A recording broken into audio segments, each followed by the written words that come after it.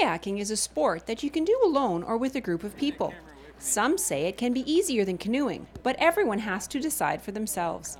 Volker Krom is the president of the Lakehead Canoe Club, and he is spending his day teaching people who are 55 years and older the benefits of kayaking. You learn about balance. You learn about where the center of gravity is. You tend to have a lower center of gravity down in the boat. You learn to control. You learn how to be very efficient with your strokes.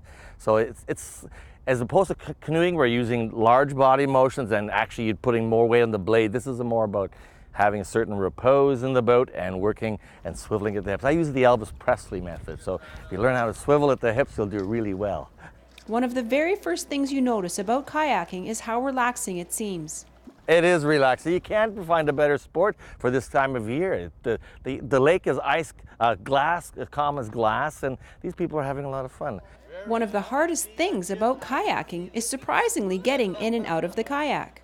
It seems rather tippy, and when you're on shore, getting into this little cockpit, it seems difficult. And some of my participants today, they have mobility issues. You know, they're a little stiff and sore. They haven't probably done this sort of thing for a few years. And so getting in and out is probably the hardest challenge.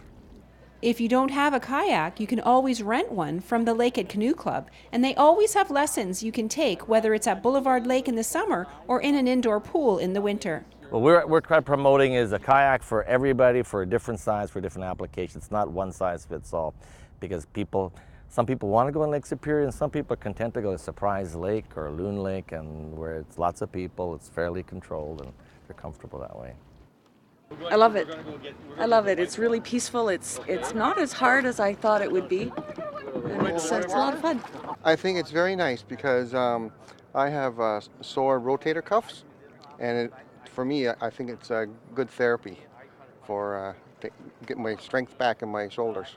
Anyone can kayak, regardless of age, income, or ability.